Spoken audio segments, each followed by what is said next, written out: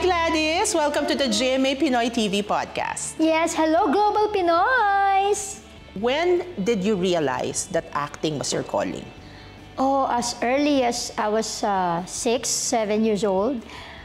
Because I joined Little Miss Philippines when I was 7. We were the very first batch of Little Miss Philippines, 1984. Oh.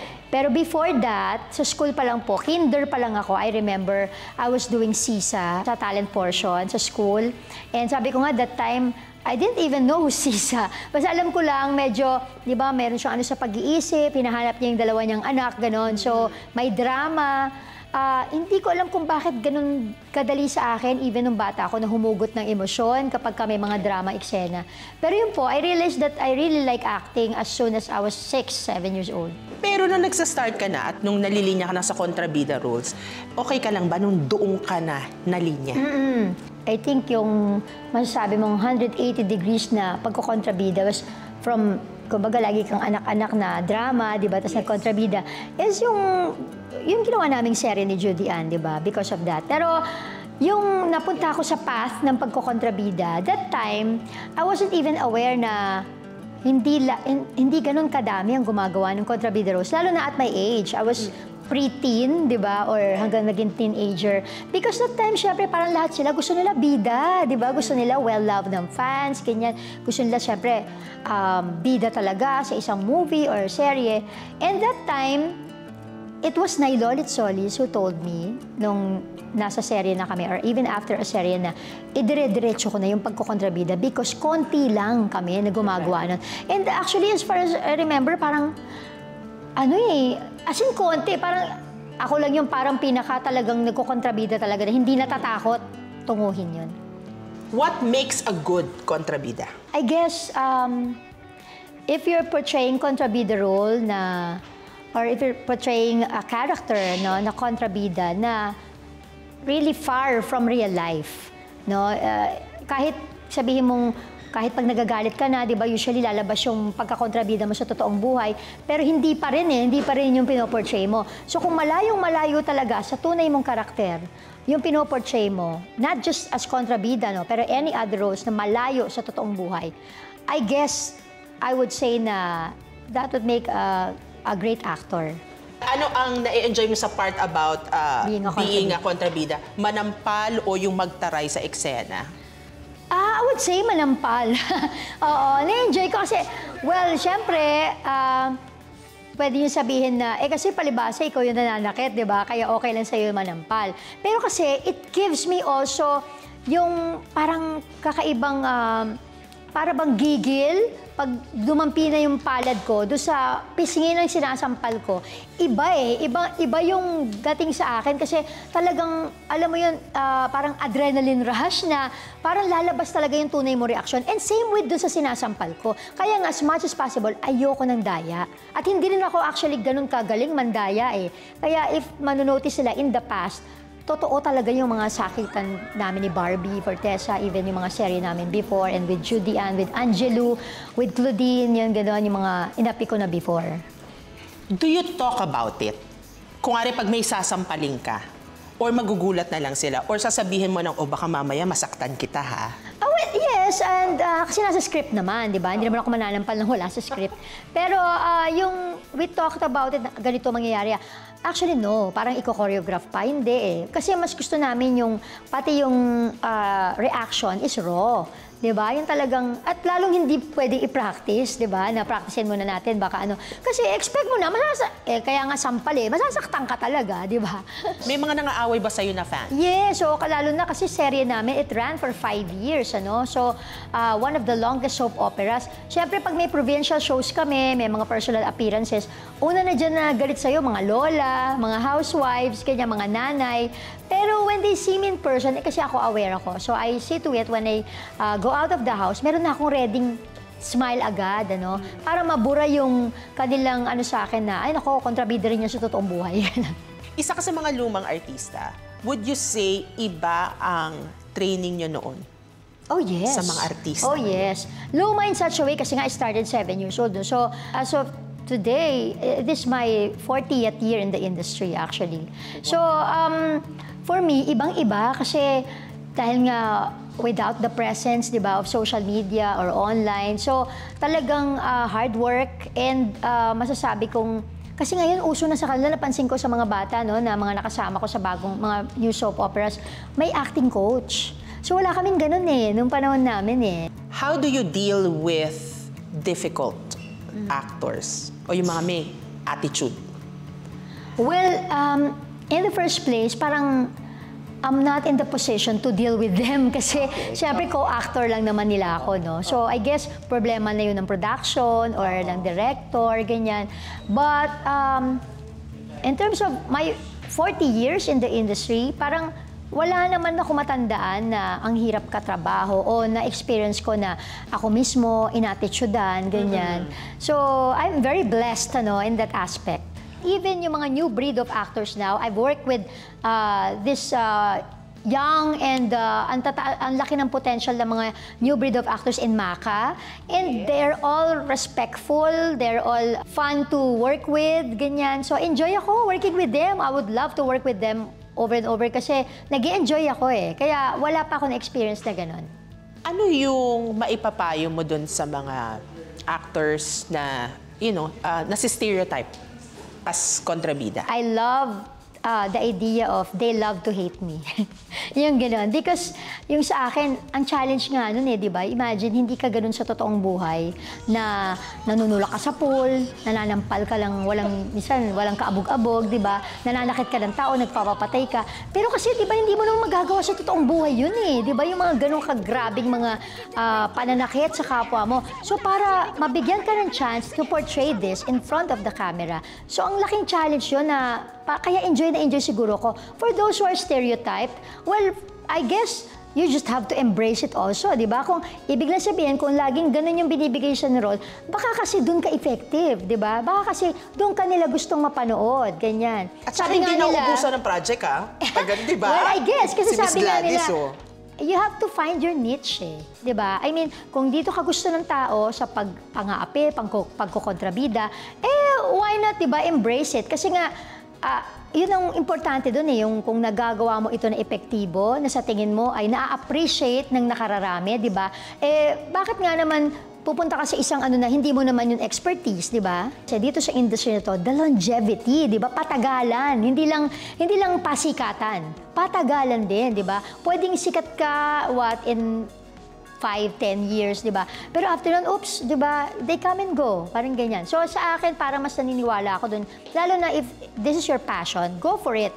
Pero mas ang i-eye mo, hindi yung, kailangan sikat na sikat ako, kailangan nagtitilian sila lahat sa akin. Because there will come a time na talagang huhupa yun. Kasi may bago na naman darating So dapat yung patagalan tayo at dapat mas lalo mong hinuhon yung craft mo. Yan.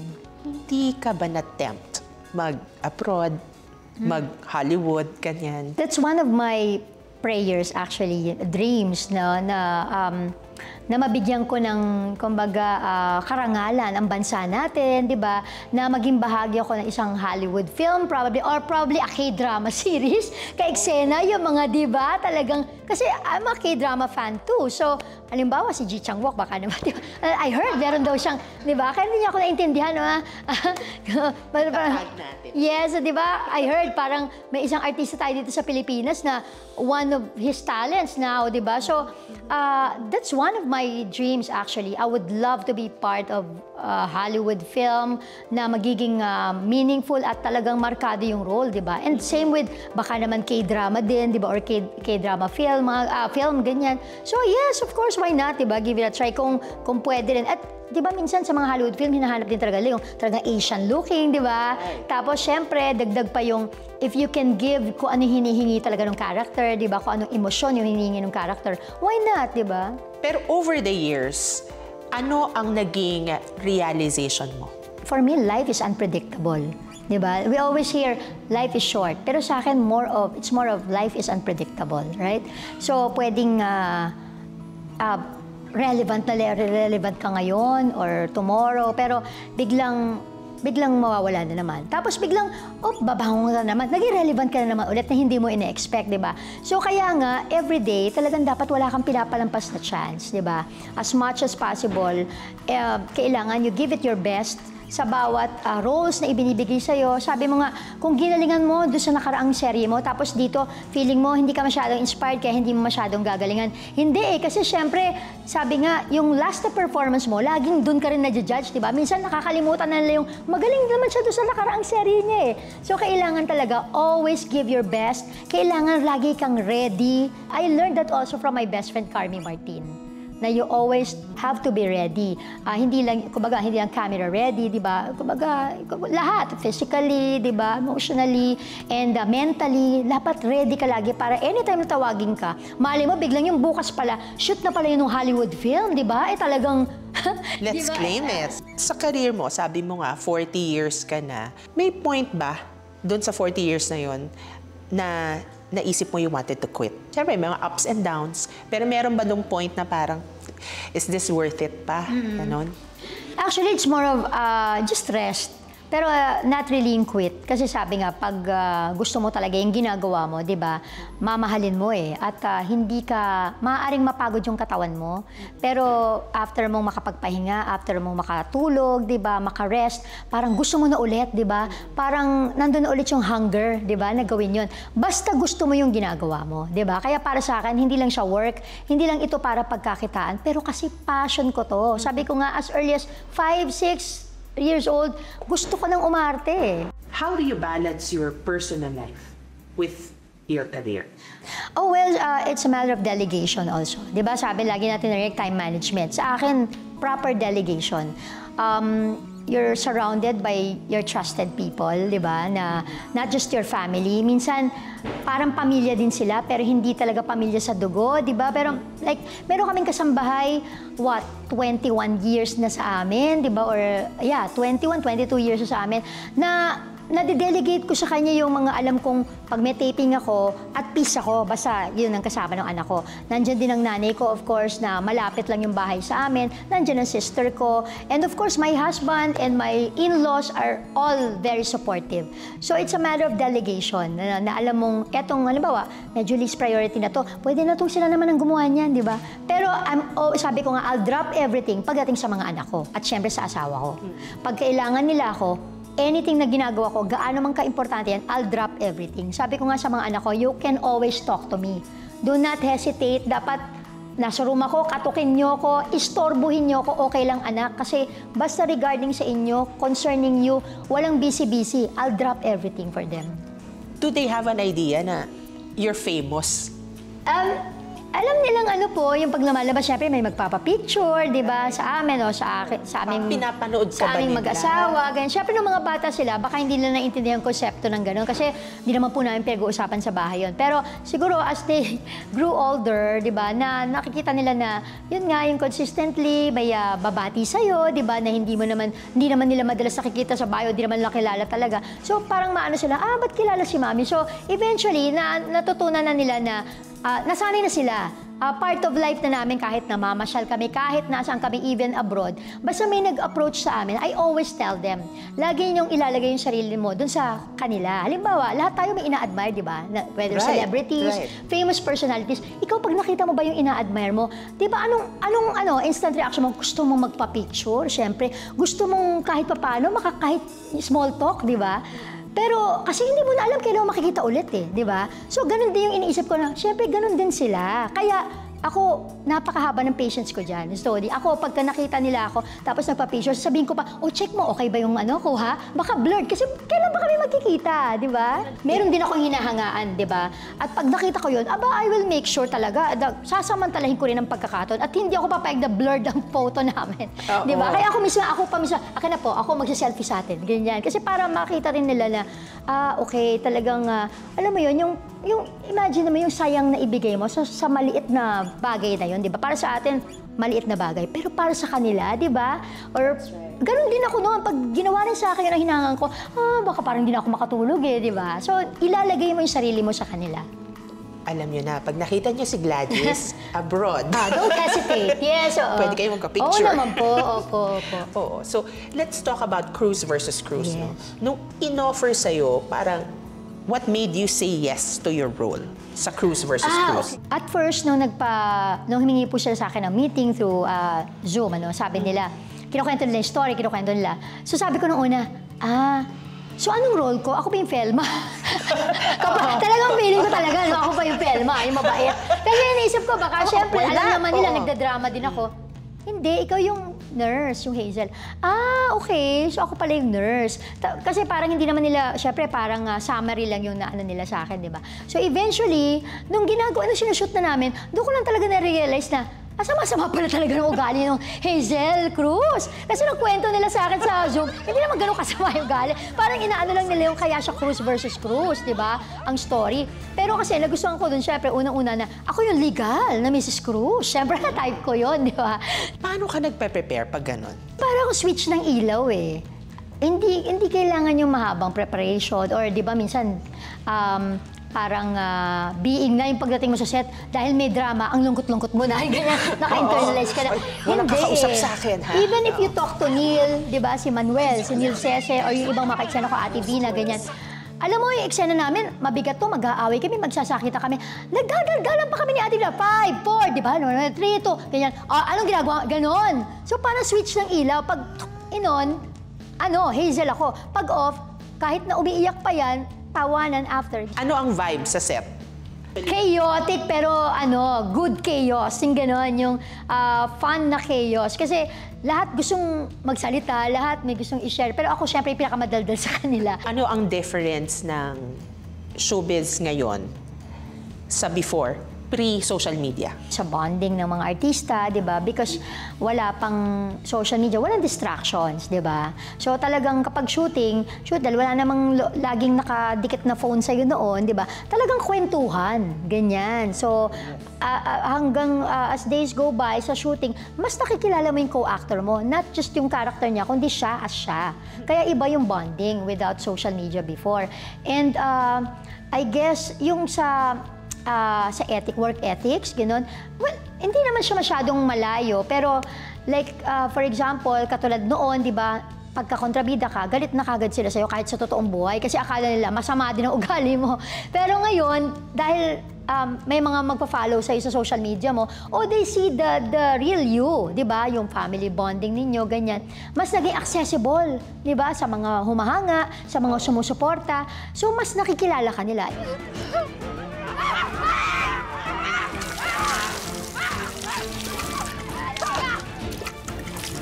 Nagpa-viral ang mga eksena. Yes, opo. Binuhusan ka pa naman ng gulaman, di ba? Pwede pa pag-viral yan. At gusto kong pasalamatan lahat ng mga global Pinoys natin, most especially OFWs. Sobrang invested sila, relate sila sa Cruz versus Cruz. Meron ka pang mababasa sa mga comments, alam mo, ganyan din ako sa tatay ko, ganyan din yung asawa ko noon, iniwang kami, ganyan. So, doon namin nakikita, meron pala talagang ganito. Actually, based naman po talaga sa totoong buhay itong Cruz versus Cruz.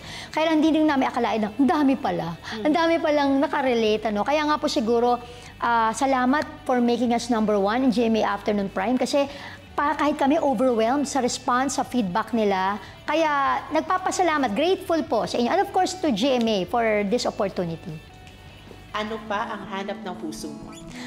Wow, ang hanap ng puso ko ay manatili kung ano man yung tinatamasa natin ngayon na biyaya sa karera, sa pamilya, sa pagkakaroon ng mga mabuting kaibigan, diba? Napapaligiran ka ng tamang tao sa buhay mo.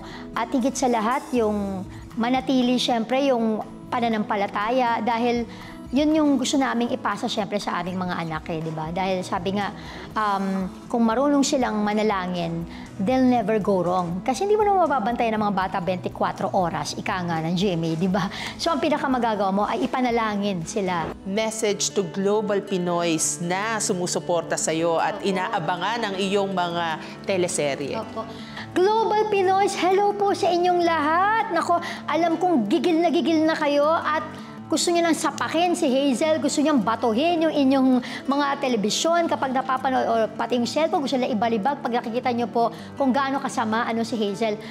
Sabi ko lang po, maraming salamat. Para po sa akin, palakpak po namin yun. Ano? Ibig lang po sabihin ay naging makatotohanan para sa inyo ang aking pong pagganap. Kaya sana po ituloy-tuloy nyo lang ang panonood po ng Cruz versus Cruz sa GMA Pinoy TV. Ayan, regular pong ipinapalabas. And of course, starring Miss Vina Morales, Neil Sese, sila Christopher Martin, nandiyan sila Lexi Gonzalez. At alam kong galing na galing kayo doon sa anak ko doon, si Jessica, si Caprice Cayetano. Talaga namang natutuwa ako sa batang yan. Ano? I would say na, Pretty. Yes, and talagang she's not just pretty, but also very talented. At magaling. Yes, mahusay po Nasasabayan talaga ka, siya. Yes. parang anak mo talaga. Ang dami nga mga nagko-comment na, alam mo, minsan talaga nakukonsensya din ako pag yung kailangan ko siya saktan doon sa eksena. Kasi ang husay-husay niya, minsan hindi pa nga dumadapo yung kamay ko sa pisngi niya para saktan. Pero yung nangingilid na yung luha, parang naaawa na ako. Siyempre, nanay din ako, di ba? Pero wala tayong magagawa kasi nga trabaho lang po. Kaya sana, salamat po sa pagsuporta ninyo at sana tuloy-tuloy lang po ang inyong pagsuporta sa Cruz versus Cruz. Maraming salamat, Miss Gladys. Oh, And maraming salamat. good luck sa iyo and congratulations sa inyong lahat for the success of Cruz versus Cruz. Thank you, Miss Tony. And GMA Pinoy TV, of course, Global Pinoys. Maraming salamat po.